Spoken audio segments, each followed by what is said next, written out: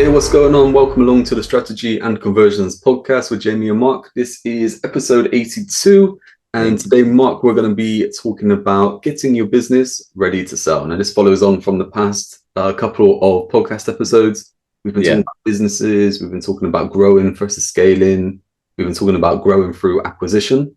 And then we kind of talked about, well, you know, if you were buying a company and stuff, but if you wanted to get to grow your business to a point where it could be sold, what do you really need to do? You know, what do buyers look for? Yeah. And it's not, absolutely. And that's also, the whole thing we talked about, isn't it? About getting things that franchise ready, because if you get your business to a position where it can be sold, it gives you just that option, because you can, you hear about a lot of businesses then saying, actually, what I'm going to do, I'm going to franchise this model and keep going. Or you can just keep it as your own business, but knowing you've got a business there that can work without you. And that's kind of the secret as well, isn't it? It's a business that can be sold, can work without you, you can franchise, you have so many choices once you kind of put this stuff into place.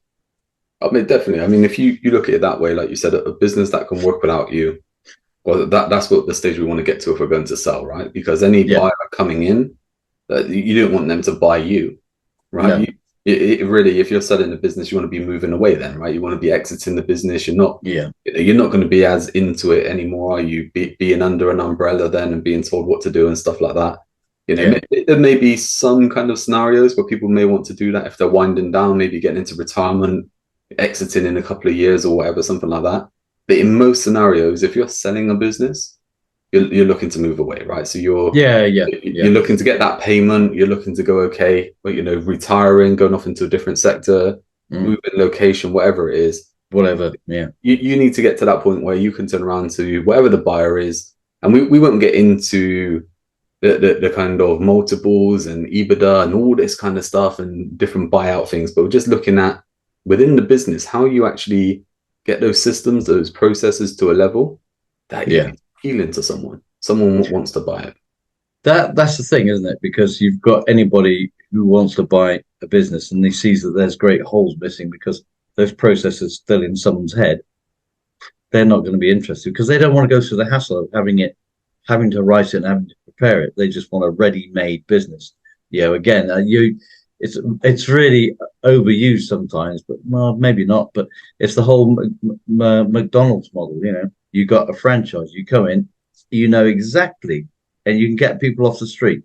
They know exactly what they have to do, because all the training's documented, everything is there. You get them in, there's your stuff, bang, and you can open and start selling burgers. And it's a model that they've obviously perfected really, really well. But obviously, people have other people have taken on.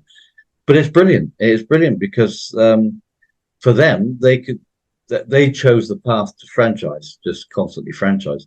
But if they wanted to, they could sell the business for now. Can you imagine what it would be worth? Incredible. Yeah. Sell McDonald's. Amazing. It is insane, isn't it? I mean, I'm guessing that there's a figure somewhere because I'm guessing obviously on the kind of stock market and the whatever the kind of cap is and stuff like that. I'm guessing there's some sort of figure. But again, it sells for multiples and stuff like that because it's not just how much is the business worth as an investment, right? It's how much is it going to generate over the next 10 years? And exactly. And this is the other thing about having your business to a stage where you can sell it. So it's kind of franchise ready, because an owner will come in and you say, I want, I don't know, X million for the business. And they'll look at it and say, and I know I can make this business produce 20 times X million in the next 10 years or something. It's just a fantastic investment. And with all, nowadays, with all sorts of things, people struggling for investments in property and all the rest of it, and shares, and Bitcoin is going through another massive scam as well. With lost so much money. I mean, people are looking for other things to invest their money in, and companies are there that can be constantly producing an income. So your investment is going to grow and produce an income for you, a dividend for you. So. Why wouldn't people want to buy? Why wouldn't they want to buy businesses? And it is a kind of a trendy topic, right? Wherever you kind of look, there are courses and all kinds of things going on, or people teaching how to buy a business, and there's the whole kind of stuff also of like mergers and acquisitions were always seen as, the big boys and stuff like that. Whereas now, yeah, okay, anyone could kind of buy a business. You don't necessarily need the money up front and all kinds of stuff there. But with all this going on, with all this and it being appealing, that lots of people are now going to be out there looking to buy businesses, and there's even kind of private equity companies and kind of investment companies and stuff like that are buying companies for income when they go into like pensions and stuff like that to support pension stuff. All this kind of stuff is going on, but there aren't many people out there teaching how to sell your business, right? How to increase the value within your business so you can get top dollar, rather than it being a case of, you just selling it for the sake of selling it.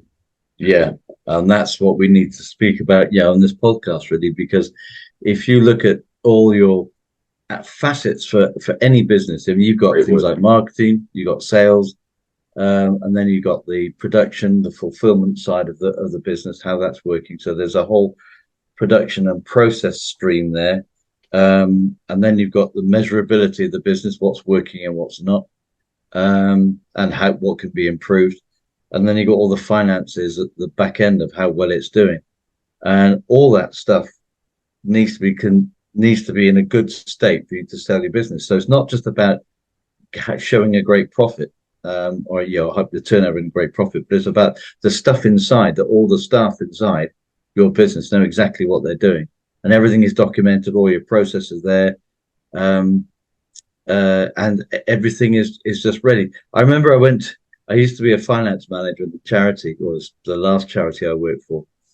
And I remember going in there, and I was talking to the CEO, and they opened this cupboard and they said, "These are all policies and procedures manuals." And there must have been about 15, 16 of them. I thought, wow.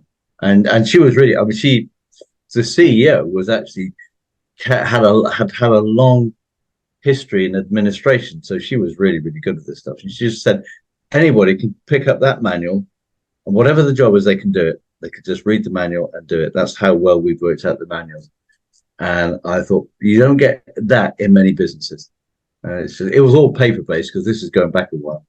But again, a lot of people like learning from paper as opposed to the screen. But you can have videos and that kind of stuff. But it was just amazing. This was all done, and it's because she had that mind that everything had to be absolutely laid out, so that anybody could anybody, but somebody could, with a bit of nous, could come in and think, right, I need to do, I know this is all about scheduling transport, so I need to do what I need to know what I need to do to start scheduling a daily transport run all around Bristol, and it's there. And the software, how you use the software, everything was there. That's really, really fantastic.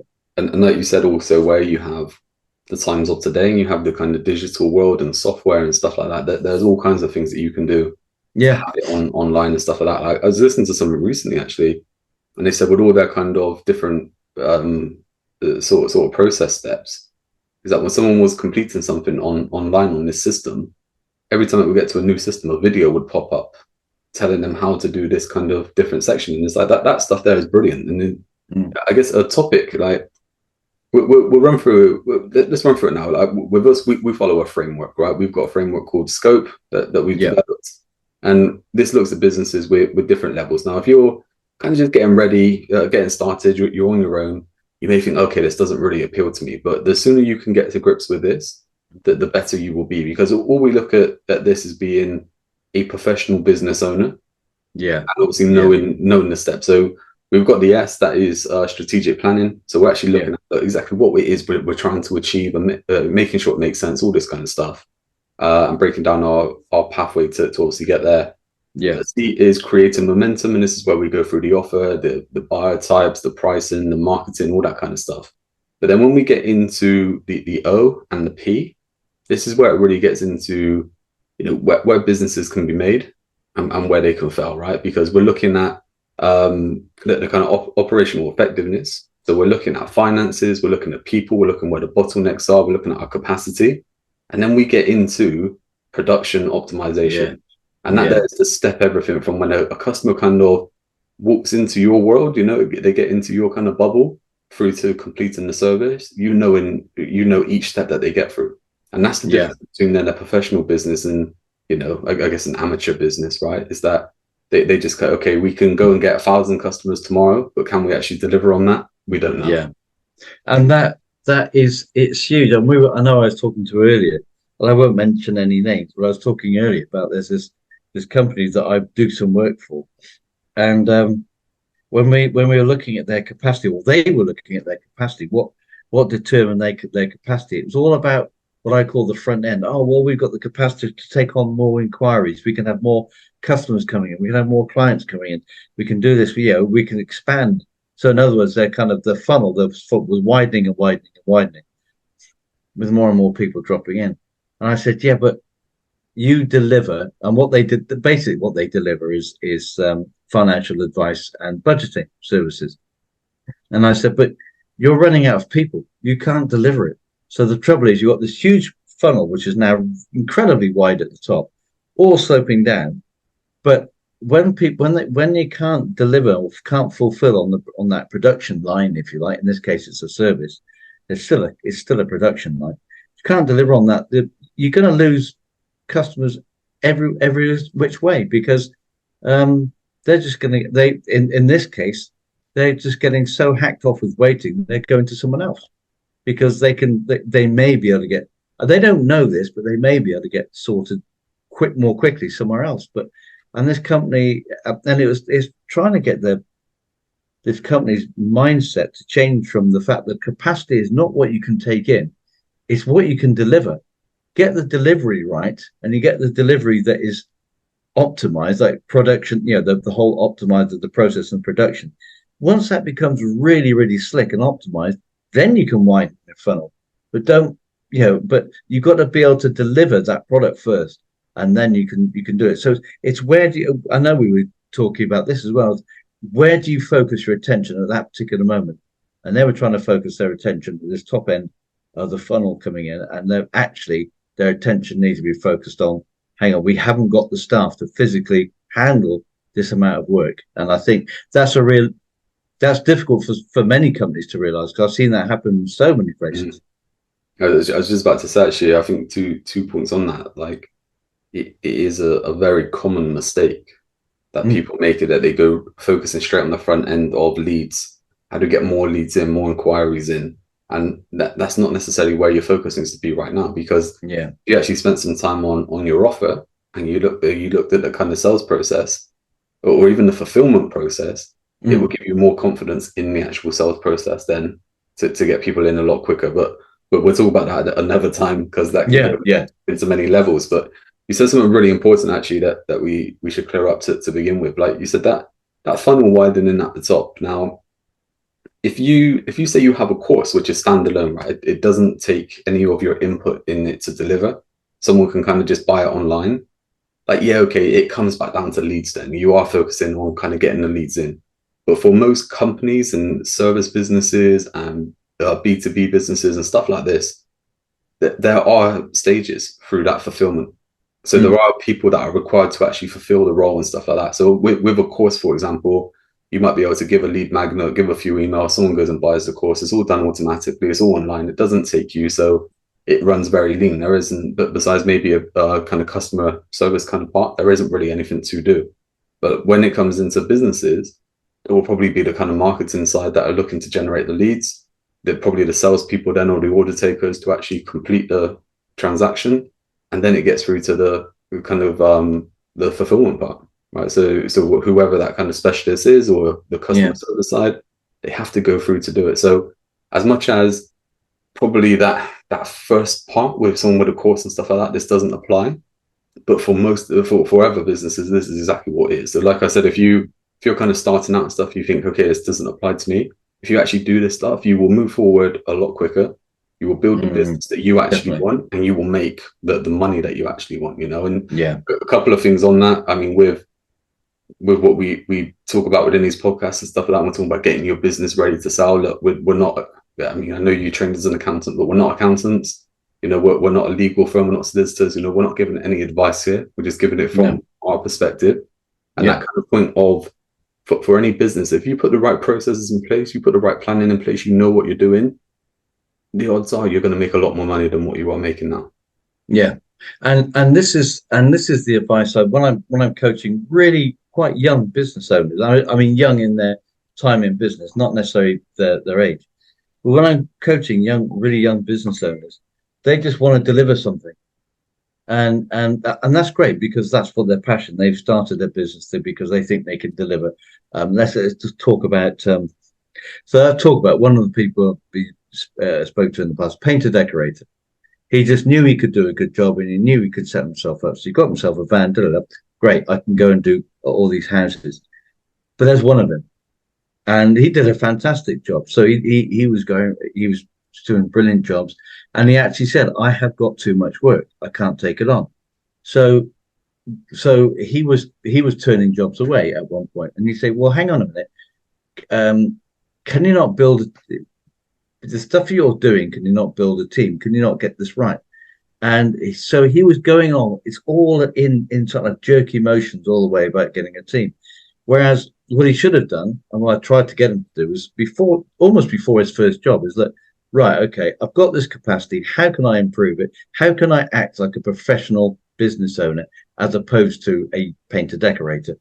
Because painter decorator means you're basically giving yourself a job, even though it may be on your own terms, but the chances are you're working much longer hours, probably for maybe less pay than you would have got if you'd been employed for someone else, at least to start with.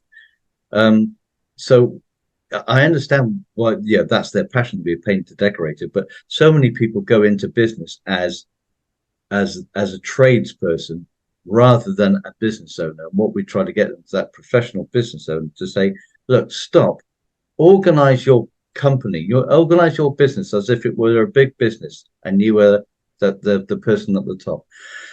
And what would that look like? Instead of just focusing on the job.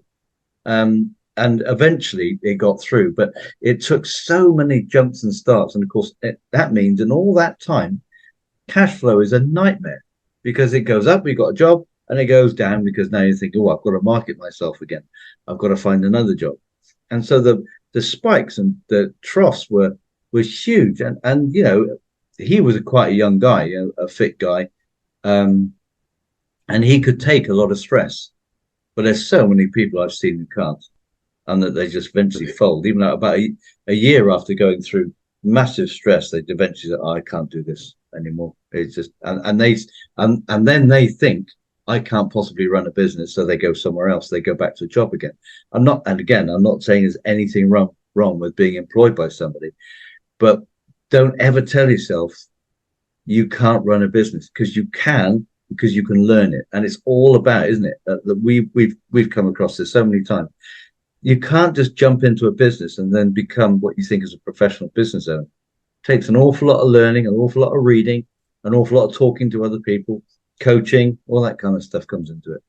It is interesting where you get a lot of people who set out. I think for a lot of people, myself included, is that you go into business to get away from employment. Yeah. But really, you just walk into a stricter kind of employment. Is that right? Because it's all on you. You have to do everything. You have to wear the different hats that you talk about and everything like that to obviously, get the kind of business going. Now, for those kind of people, and even people who step into maybe a bigger business and stuff like that, like you said, that they're young within their business experience. They need people guiding them. They need people to kind of say, okay, but have you thought about this? What about that?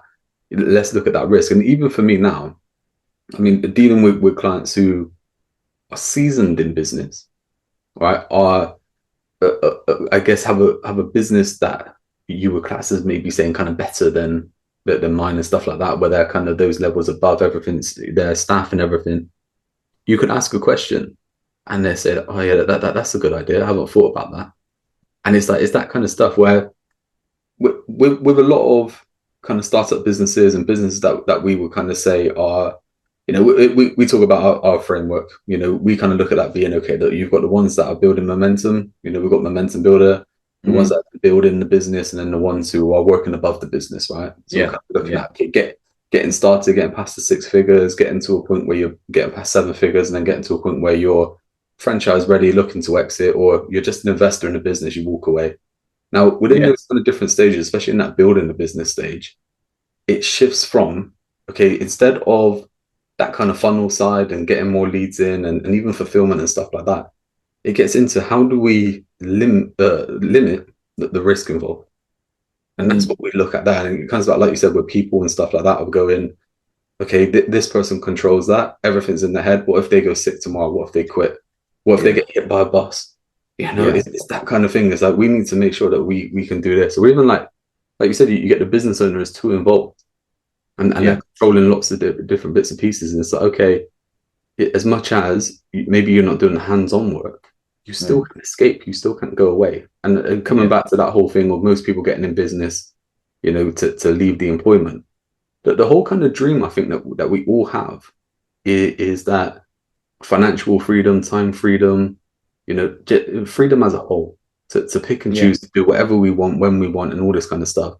Well, the best route towards that is to grow a business that can then work without you, right? That you can step away, whether you sell it, whether you just step away, it's still running, you're still getting an income from it, or you take a big payday by selling it. Yeah, and you know, it's this is where I suppose it's where I had my first big business failure, was because we set up a business. A colleague of mine and myself, we set up a business selling great big ERP software systems, which we installed, and he installed, and I trained, and I was the finance manager, finance director, and he was the operational director. We had a few staff all working. It was working okay, but we were both very, very, very much in the business. And we weren't very good marketers at all either, which didn't really help. It didn't help at all. But we had a contract. We had some. We were getting almost some contracts. But he had a nervous breakdown. Now he was the guy who was the operational director who installed everything, got everything working with a couple of people to help him. But really, it was all in his head. We didn't have processes down, and we were in a major contract at the time. I think up in Cheltenham. That was that the poo hit the fan, and we lost the contract but not only did we lose the contract, but of course we got sued as well, because we suddenly couldn't deliver anything. And so that really that was the demise of the company. It was just one other blow, but that was the main blow. The whole company had to go into liquidation, and that was simply because that's how serious it can be if you don't put it together. And it's just because we didn't think about, right, okay, here's our point of failure. We got one guy who is really, he's not necessarily doing everything, but he had everything in his head. It wasn't documented. He didn't have anybody who he could pass on like a second, an understudy, if you like, who could then take on from him. And he was brilliant. Don't get me wrong; he was absolutely fantastic. So of course you think, oh well, okay, this guy can handle it. And I was doing the finances and the training, and that's something I did. And again, that wasn't really documented that much. So it could have been the same thing. Luckily, I was healthy and I stayed healthy in that particular role. But that was back in the 90s, coming into the 2000s. But it just crashed the company.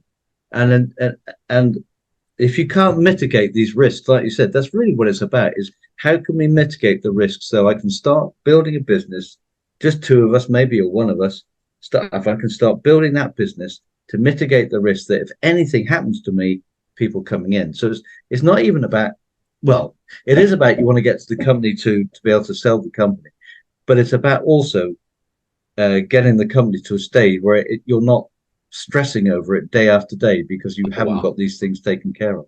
That's the big one, isn't it? It is that you're not stressing over it. So that is the big thing, where I was going to say that the issue that you see a lot is that people want to scale too quickly. Right? Yeah, you see that they kind of have a business that is kind of turning around. They're kind of going, okay, yeah, it's making sense, everything's fine. They might start working with a business coach or something like that, and it's all about scale. Take on more employees and all this kind of stuff and take more, but the foundations aren't there. There's weak points, and as you scale and you go through those kind of growth periods, you know, we talk the difference between growth and scale is that you're trying to scale. When you go through those growth periods, your bridge collapses. Yeah, because you've got these weak points within there, so you have to get it right. Now what a lot of people do is like, it's the same. It's the same as everything, isn't it? We want it tomorrow, right? Yeah, We kind of yeah, look at, okay, how fast can we do this? How fast can we sell and stuff like that? But if you give yourself 5 years, if you said to yourself, right, okay, I'm starting today, and I want to sell my business in 5 years. Now you could be in business for the past 7 years, right? I don't care. Start today, right? Because probably you, like we said before, you probably just repeat the same year in business for 7 years rather yeah, than exactly. Yeah, growing your business for several years, right? So start today, and you have that aim that in 5 years' time, you're going to sell. Now, that doesn't mean that you just stay at the level that you are now until 5 years' time and you sell. You're always building up, right? always. So Yeah, as you go through that kind of building up stage, you get to one, pay yourself more money, right? yeah, Two, you get to bring in people to lighten the load, yeah, right? And three, you build up the asset then that you have. yeah. You could look to even sell in 3 years' time and stuff like that. But the fact that you have this trajectory then to get towards the 5 years towards sell is less stressful than just Oh, yeah, each totally. day, each week, like you said, that kind of feast of famine, not knowing Yeah, where the next customer's coming from. Who wants that? exactly. And that's where the S is, isn't it? The strategic planning. And people, I mean, I don't think sometimes people actually quite get or understand the whole strategic planning part of it. They just think it's a plan. It's a plan to do Goal setting and goal the setting. same as That comes everyone else. into it, but Yeah, that's secondary. The strategic plan is like you said, right? Okay, I am building a business. I'm going to create a business. I don't know, whatever sector it is. I'm going to build a business that does that, and in 5 years, I want to sell it for 1 million. And a bit ambitious, but you should say, okay, how do I? It's not impossible. What do we need to put in place? So you start working backwards, and that's the whole point, isn't it? The strategic plan. You start working backwards, and eventually get to the stage, right? You know what you got to be doing. Say maybe even week by week. Then you set your goals that go within that strategic planning. But there's the strategic planning that fits everything into place. I know that I'm going to need certain amount of stuff. So as you start going backwards, you say, right, I've got a business that's turning over 1 million. It's got 20 staff. Okay. So at what point, as you go backwards along that journey and that 5 year journey, have I started employing staff and got to say 10 staff and then maybe had 5 staff? And you just work it all the way backwards. And what are they doing? And all so the strategic plan, it sounds I guess it is complicated to a point, but it sounds complicated, but it has everything in place. And if you start that way, you may not quite get it may not quite go the way you want. And you may not quite get to that or you may get it sooner. But the point is you start off knowing where you're going. And isn't that such a huge point? It's not just a goal setting exercise.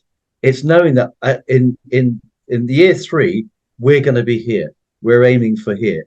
And in year 2, we're aiming for here. And it just it's and people call it a roadmap and a blueprint. Mm-hmm. It is, I suppose it's the blueprint of that whole company, but the blueprint of a building is really complicated. Where the sewers go, where the drains go, how the foundations are, the stories, and that's the kind of thing you're talking about. Yeah, that is massive. I mean, we should definitely do something around that, right? But it is exactly that. Like you think any kind of building, anyone thinks of the brickwork, right? How high do we go? What's included at the different levels and stuff like that.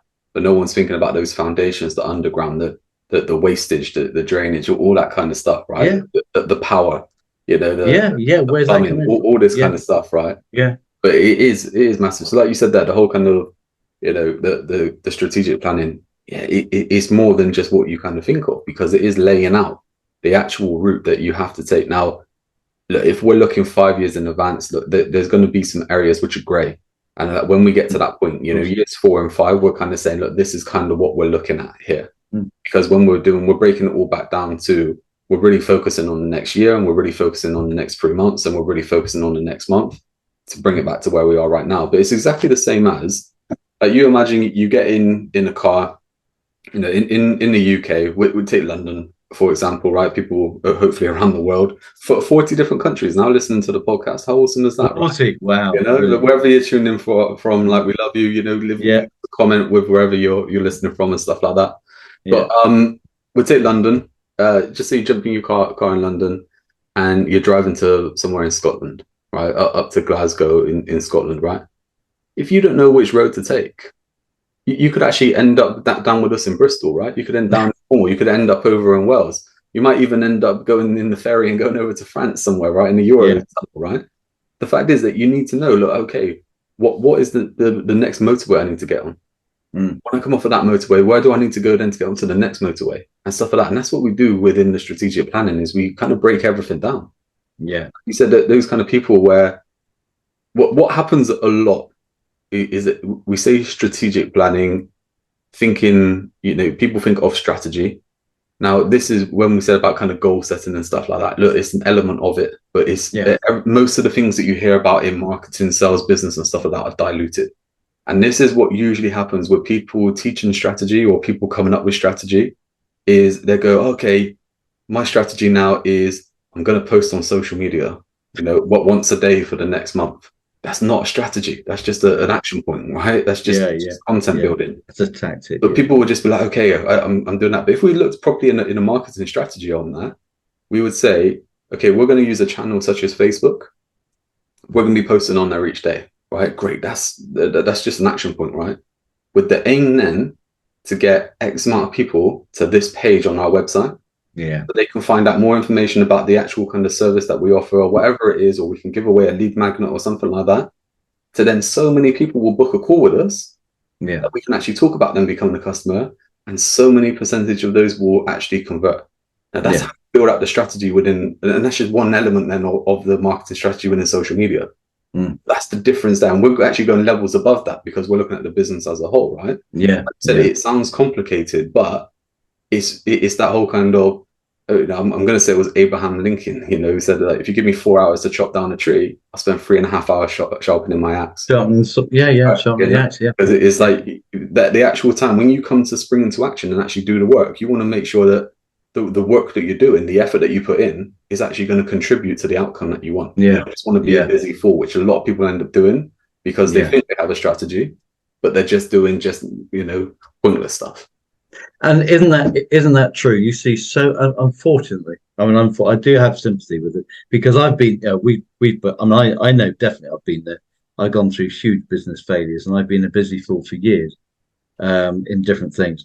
But it's such a shame when you go to some network meetings and you talk to a person just starting a business, and I remember again talking to a plumber. The plumber had started in business. They were good. They were a good plumber. They had a team. So they thought, okay, got a team of about 3 or 4 different engineers helping it.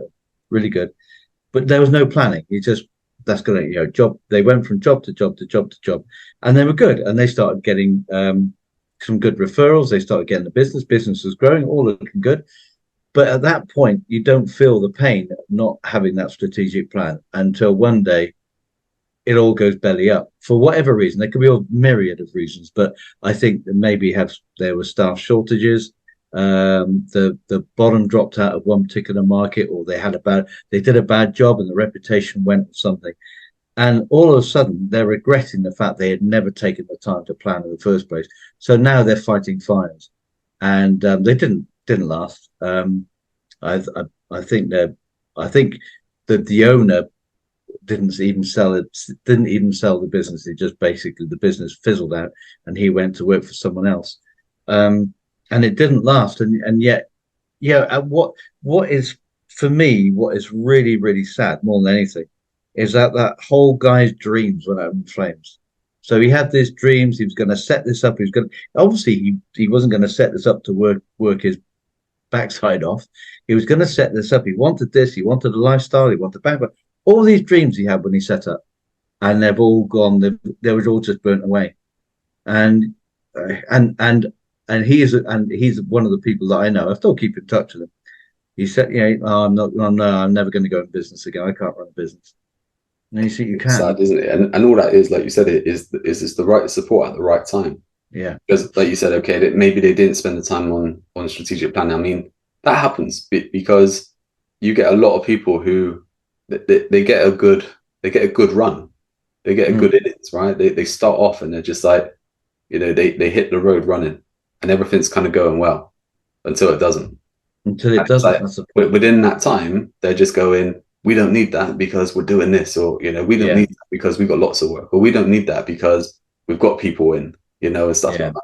When, okay, that's fine, but what happens when you need to move to the next level? Yeah. And again, like you said, and this is true of this, it's when times are good that you need to plan for when times are going to be bad. So this plumber, they were working, they've been going for about a year. They were doing really well, as I say, lots of good reviews and everything, and they were loving life, but they weren't planning for things to go wrong because, as Jim Rohn said, businesses is just like the seasons of the year. You have a summer, and then you get an autumn, and then you get a winter. You'll get a spring and a summer again, but you've got to be able to ride through that winter. Yeah. And it was never too late. Well, there is a time when it becomes too late to do a strategic plan, but it could have thought, right, we started off, we've got momentum, now we can put the plan in place. I don't want people to think that if they've never done it, oh, that's it, their business is going to fail.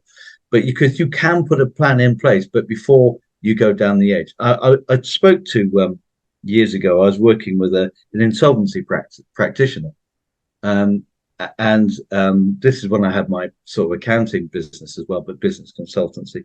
But for exactly that reason, you said you have businesses that climb up, get to the top of a curve, and then things go wrong, and they start dropping down. Now they're going to drop down to about to this point down here. So they're up here, and they're going to drop down to this point. But the whole idea is you catch them. You catch them on the way down, maybe. But if you can catch them just before they go past the tipping point, you can completely turn it around. So although he was an insolvency practitioner, he was also he also was really, really determined to try and turn businesses around. So I worked with him for a while, but there's too many businesses that just didn't listen to him and just dropped past the point. And once you've gone past that point, that's it. You're on that downward spiral, and you will not get back. I mean, we spoke about this a few weeks back, didn't we? We did a tell of two businesses, and these are businesses that we know that we work with. We've worked with one, we haven't worked with the other. The one that we've worked with, they've gone strength to strength. The one that we haven't worked with, they've declined. And it's like that's not saying that's just down to us kind of thing, obviously there are other factors in the growth of the other business, but the one that's declining, all the time we've been saying, look, we can see a way to help you. Yeah. But it's always kind of refused. It's always like, well, yeah, okay, we'll get around to that. When things are better, we'll get around to that kind of thing. And it's declining to that point, like you said, it's on that way down. Unfortunately, it probably won't be here next year.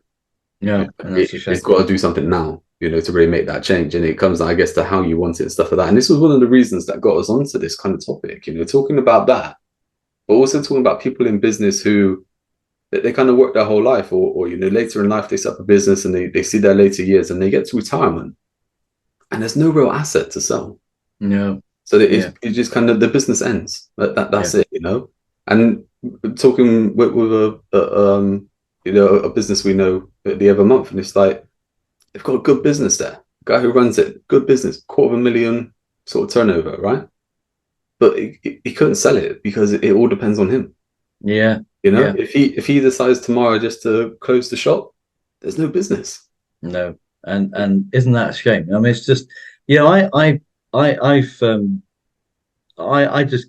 heart goes out to people because I've been through it and I know how grim and horrible it is to go through insolvency and everything, and the stress and the breakups. I mean, my marriage broke up because of it, and I don't expect I was far from a nervous breakdown, but I managed to come through it. But if you take the plunge, when we set up ourselves in business, we take a huge risk to start with, because we're going from a job which you have an income coming in, or you may not like it, you may not like the job, but you're getting an income coming in, and all of a sudden you put yourself in a position where your income is not guaranteed.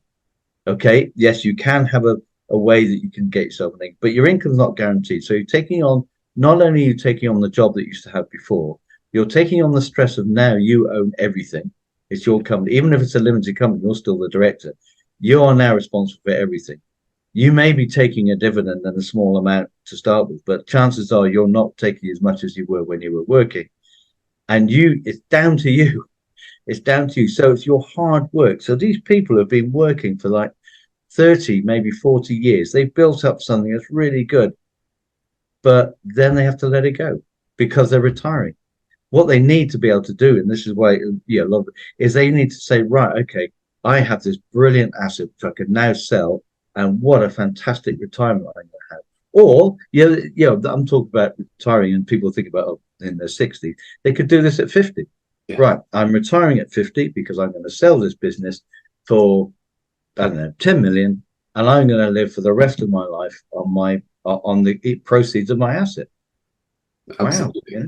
I mean, that's the thing, isn't it? Like you said, like retirement. I mean, a lot of the people we were talking with, are kind of late 60s, that kind of thing. That's why it is retirement. But yeah, like you said, retirement could be 50, retirement could be 45, 40, whatever. Retirement could be 25 if you're that lucky, right? Mm. But it's like that kind of thing. Yeah. Like we said, that if you look at it as being 5 years time, you're going to sell the business, right? That will give you that time to put all the right structure in place and everything like that. When it gets to year 5, you don't have to sell the business. No. But you will have an asset there that is paying you and could be sold. And there's all kinds of things you can do then. You could leverage it. You could get more money, buy other businesses. You can, pay yourself even more, whatever you wanted to do, right? Yeah. You could do all kinds of stuff at that point. But the point is, getting to that level, there are a few key components that you need to focus on, right? And one of those is the kind of finance side, accounts and stuff like that. So obviously the business, how, that kind of generates money and making sure that you're profitable and all that kind of stuff. Mm. You then got the kind of legal aspect and HR and all this kind of stuff with, any employees that you have. Yeah. And you have the actual employees then that do the job. So you have your processes for what they actually do to fulfill it. And then you've got your kind of marketing side then of, marketing and sales, how people actually come in to your business, how they actually come in to, become clients, how they convert into clients. Now, those kind of 4 areas of, we'll go through it in just a bit, if any more that you want to add in. But those 4 areas there, I mean, if you get those right, it's pretty spot on then, right? Because you can go to sell your business. You can say, look, we turn over X amount of money. There's so much profit here. This is how things run, right? You've got a team in place that can be managing and fulfilling, different levels, whatever it is that they do. All your accounts and legal side is in order, right? And you've got a marketing system that brings in clients, right? And it's like you're making money, that you can show that the money is there and everything. That if you walked away now and someone else took over, it would just run exactly the same. Yeah. In fact, there was I remember talking to, when I was in a mastermind a while back. I remember a guy who had I've probably spoken to him about him before, who was buying pubs and doing them up, buying pubs that were a bit distressed, doing them up, and he was building his own chain of pubs, and he was the guy who eventually started his own training school for people. We did this podcast episode, right? That it was like, well, I can't remember what the figures were, but it was like 2 million to 10 million or something. 2 million to 10 million. Yeah. So in 1 year. It was amazing. Wow. But he used to every August, and this is the lifestyle thing, all right? Every August, he started this from quite early on. He didn't do it in this first year of business. But I think it was only after year 2 he started doing it. Every August, he would go away. And he was a fisherman. He'd go down to Cornwall and he'd go fishing for the whole month. No one could contact him. And his wife, and I think his wife and, again, a trusted advisor, I guess, his wife and his advisor ran the business. And every September, it had done better than when he was there. That's brilliant. How much? But you do hear stories like that, don't you? It's like sometimes, like you get kind of businesses run by owners that are just too far in. Yeah. Or do you know what? A great way of putting it, and I had this conversation with a client recently, and I said, you have to remove yourself emotionally from your business. Yeah. That's the difference. At the minute, you're too emotionally involved that you can't make educated decisions. You're making emotional decisions. Once you step away from that, put someone in between you to make that decision, and it will work out. Yeah, and I think that's huge, isn't it? We're so led by emotions, and there's a few things that you can't afford your emotions to play into, and that's one of them is definitely house buying. And the other one is business. And you've got to also know, because sometimes we make the wrong choices when we start a business, and you've also got to have um, the lack of emotion and the courage to say, do you know, I've set this business up wrong. It's not working. I'm in the wrong market. It's not going anywhere. I'm going to close this, and I'm going to learn from those. I'm going to close this business, and then then open something else, or do something else, or maybe saying, maybe not closing the business, but saying, look, this isn't working. I need to completely rethink what I'm doing, and have the courage to say, right, it's not a failure. You've learned from it. Never think you failed in business, but you say, right, this isn't working. I've set this up incorrectly. What can I do now? And there's never a wrong time to do that. And I think that sometimes I mean, the analogy, isn't it, is that you put the ladder up against the wrong wall. So you start to build your ladder against the wall, and you realize that actually I don't want to be climbing up to the top of that building, as that's the building I want to be getting to. So that you have the courage to come back down the ladder, move the ladder, and then go, that's the market I want to go to. That's why I said about the whole kind of strategic planning part as well. Yeah, we leave those last parts a bit grey, because we may change it. We're building in one direction, but if we want to kind of take a detour off, driving to Scotland that way that we said about, if we want to stop off at Manchester on the way, well, we can do that, right? You can do that before we hit up to Scotland. If we want to stay at Manchester, well, we can. That's the thing, right? But what you were saying there also, mate, I mean, it is massive. Like you hear it where it's a case of, look, if you're working in a job and you want to start a business, like get the business going kind of thing, and keep that income, keep yourself right, and grow the business then to kind of move into. And it's the same there, like you said, is that you're not necessarily closing down the business to start something else, but you could just go, okay, the business is going to tick along as it is, but I'm going to start building this on top. As I want to move into this field. Like you said, there's no. I think people look at it is like failure, isn't it? It's like, okay, if I actually stop this now, or if I say it wasn't a great idea, or I move on to something else, it's like failure. But really, it's making an educated decision. You are a better business owner than what you are when you started, right? So you're not starting from zero this time. Exactly. Start from the head start. And like you said, you may even have that ladder or partly built ladder already that you could just move it now and go, okay, we're going to focus on that. And that's why, like, coming back to earlier, I said, look, it doesn't matter if you've been in business for 7 years, like, start now. Because chances are, like, whatever you've been doing hasn't been looking to kind of build the business up to in a point where you can sell it. If you start building from that direction now, you're going to have a different type of business, and probably the business that you want. Like, how many times do you talk to people and they kind of say, oh, I want a business where I've got people working, I don't need to do the work and all this kind of stuff, blah, blah, blah. But it's like they don't want to do the work to get to that stage. Yeah, that's true. That's the point. Yeah. And there's a quote that that's never really rung right with me. And the quote is that quitters never win and winners never quit. And to me, that makes it sound like you can never change your mind. Yeah. And I just think that it's a kind of it's glib and put out there, but it can put so many people off that they think if they quit something, they become a failure.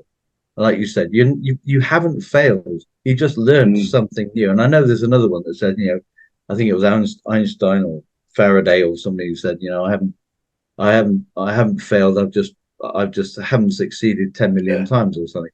But the whole point is that people think, oh yeah, that's fun. But he's true. He just learned that something didn't work, so he's just gone and tested it again. Yeah. And it's again, marketing, isn't it? Marketing is all about testing.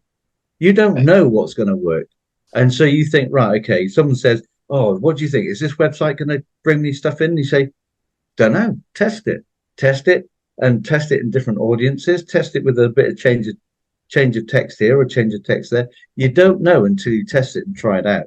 And then one day you'll find that the thing you thought was absolutely certain was going to work doesn't. And the one thing you thought, well, I'm not sure if I've done a good job there, suddenly resonates with people, and bang, that's the one that works.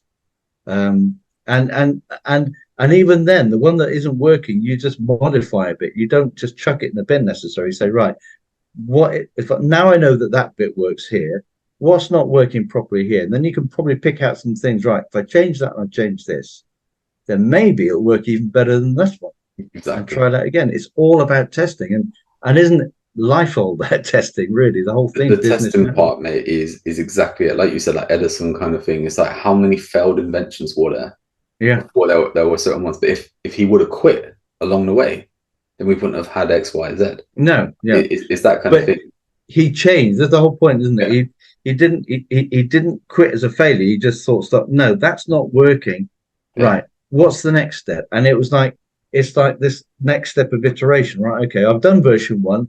Version one didn't work, so I'm going to completely scrap it. So I'm going to make version two and see if yeah. version two will make a change. And eventually you get to version 10,000 and bang, there it works. And oh, right. Okay. Yeah, and it is that thing also when you kind of look at how long does it take to become an overnight success, it's like Yeah. people see it as like overnight, but really it's like 10 years have gone into it. But that quote that you said about, quitters never win and winners never quit. I mean, what I take from that is having that determination to not give up. Now that doesn't mean you Yeah. have to continue doing the same thing that you're doing. That's right. Yeah. It's that you find a way to win. And it's like there are all kinds of different quotes and stuff like that around this, and the one that you mentioned is very similar. But I can remember hearing one that I really liked, and it was Michael Jordan, and he said, "I've never lost a game. I just ran out of time." And it was that kind of thing there. And there's Much stuff better. with that as well. So if you take I forget the guy's name now, A-Rod, the baseball player, right? He has the record for the most home runs.